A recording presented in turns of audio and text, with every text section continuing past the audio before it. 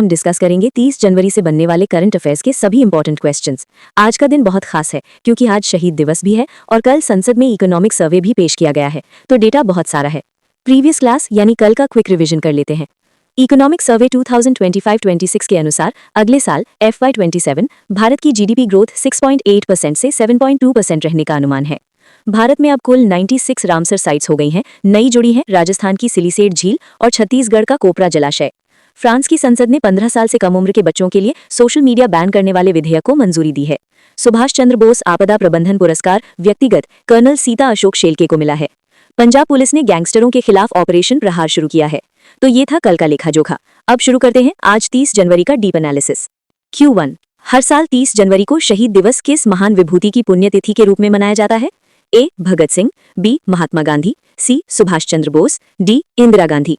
Answer option B Mahatma Gandhi इसका right answer हो जाएगा।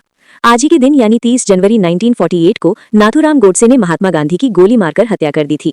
बापू के बलिदान को याद करने के लिए इसे शहीद दिवस के रूप में मनाया जाता है। एक्स्ट्रा फैक्ट, भारत में एक और शहीद दिवस मनाया जाता है 23 मार्च को, जिस दिन भगत सिंह, राजगुरु और सुखदेव को फांसी दी गई थी। Q2, कल संसद में राष्ट्रपति द्रौपदी मुर्मू के अभिभाषण के अनुसार देश में वामपंथी उग्रवाद का प्रभाव अब कितने जिलों तक सीमित रह गया है? A. 50 जिले, B. 25 जिले, C. 126 जिले, D. 8 जिले। आंसर ऑप्शन डी 8 जिले। ये बहुत बड़ा डेटा है। राष्ट्रपति जी ने अपने भाषण में बताया कि जो नक्सलवाद कभी देश के 126 जिलों में फैला था वो अब सिमटकर सिर्फ 8 जिलों में रह गया है और इनमें से भी केवल 3 जिले ही गंभीर रूप से प्रभावित हैं। ये आंतरिक सुरक्षा की एक बड़ी जीत है। एक्स्ट्रा फैक्ट, राष्ट्रपति ने रक्षा तंत्र को मजबूत करने के लिए मिशन सुदर्शन चक्र का भी जिक्र किया है। Q3, सुप्रीम कोर्ट ने हाल ही में किस संस्था के इक्विटी रेगुलेशंस 2026 पर रोक लगा दी है जिसे समाज को बांटने वाला बताया गया? A. NITI Aayog, B. UGC विश्वविद्यालय अनुदान आयोग, C. CBSE, D. NMC। Answer option B UGC इसका सही जवाब है। सुप्रीम कोर्ट ने कल UGC के नए नियमों पर रोक लगा दी। कोर्ट ने कहा कि ये नियम बहुत व्यापक है, टू स्वीपिंग, और इससे समाज बढ़ सकता है। कोर्ट ने यह भी टिप्पणी की कि हम अमेरिका की तरह पृथक स्कूलों वाला सिस्टम नहीं ला सकते। फिलहाल पुराने 2012 के नियम ही लागू रहेंगे। Q4, आर्थिक सर्वेक्षण 2025-26 में भारतीय अर्थव्यवस्था की स्थिति का वर्णन करने के लिए किस नए शब्द या सिद्धांत टर्म का उपयोग किया गया है? A. The great leap, B. The paradox of 2025 का विरोधाभास, C. Shining India, D. Golden era. Answer option B the paradox of 2025। Chief economic adviser CEA V. Anantha Nageswaran ने सर्वे में 2025 का विरोधाभास शब्द इस्तेमाल किया है। इसका मतलब है कि भारत की इकोनॉमी तो बहुत मजबूत है, जैसे महंगाई कम है, ग्रोथ ज्यादा है, लेकिन दुनिया यानी ग्लोबल सिस्टम अब अच्छी इकोनॉमी को वो इनाम नहीं दे रही जो पहले देती थी, जैसे सस्ता कर्ज या करेंसी की स्थिरता। यानी अब हमें अपनी ताकत खुद बनानी होगी। Q5, ऑस्ट्रेलियन ओपन 2026 टेनिस के महिला एकल के फाइनल में कौन सी दो खिलाड़ी भिड़ेंगी? A. ईगा स्वियातेक और Coco Gauff, B. Aryna Sabalenka और Elena Rybakina, C. Jessica Pegula और सबालेंका, D. सानिया मिर्जा और Venus Williams. Answer option B Aryna Sabalenka और एलिना रिबाकिना। कल हुए सेमीफाइनल मैचों के बाद ये तय हो गया है। डिफेंडिंग चैंपियन और दुनिया की नंबर 1 खिलाड़ी आर्यना सबालेंका का मुकाबला कजाकिस्तान की एलिना रिबाकिना से होगा। ये 2023 के फाइनल का रीमैच होगा। सबालेंका ने सेमीफाइनल में स्विटोलिना को हराया।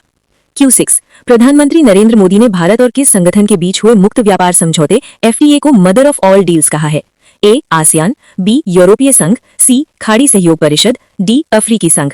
आंसर ऑप्शन बी यूरोपीय संघ। बजट सत्र की शुरुआत से पहले पीएम मोदी ने मीडिया से बात करते हुए भारत और यूरोपियन यूनियन के बीच चल रहे ट्रेड एग्रीमेंट को बहुत महत्वपूर्ण बताया। EU भारत का दूसरा सबसे बड़ा ट्रेडिंग पार्टनर है। ये डील भारत की मैन्युफैक्चरिंग के लिए गेम चेंजर साबित हो सकती है। Q7, विश्व उपेक्षित उष्णकटिबंधीय रोग दिवस world neglected tropical diseases day कब मनाया जाता है? A. 28 जनवरी, B. 29 जनवरी, C. 30 जनवरी, D. 1 फरवरी। आंसर ऑप्शन सी 30 जनवरी। आज ही के दिन ये दिवस मनाया जाता है। इसका उद्देश्य उन बीमारियों जैसे डेंगू, चिकनगुनिया, कुष्ठ रोग के बारे में जागरूकता फैलाना है जिन पर दुनिया ज्यादा ध्यान नहीं देती, लेकिन ये गरीब आबादी को बहुत नुकसान पहुंचाती हैं। Theme 2026 unite, act, eliminate. एकजुट हो, कार्य करें, उन्मूलन करें। Q8, हाल ही में किस देश की सुप्रीम कोर्ट ने विशेष गहन पुनर्विरीक्षण स्पेशल इंटेंसिव रिवीजन के तहत मतदाता सूची से नाम हटाने के मामले में फैसला सुरक्षित रख लिया है? A. Uttar Pradesh, B. Assam, C. Bihar, D. Paschim Bengal. Answer option C Bihar. ये मामला बिहार का है। वहां चुनाव आयोग ECI ने वोटर लिस्ट को अपडेट करने के लिए एक स्पेशल ड्राइव चलाई थी जिसमें कई लोगों के नाम हटाए गए थे। याचिकाकर्ताओं का कहना है कि चुनाव आयोग नागरिकता तय करने का काम नहीं कर सकता। सुप्रीम कोर्ट ने कल इस पर अपना फैसला सुरक्षित रख लिया है।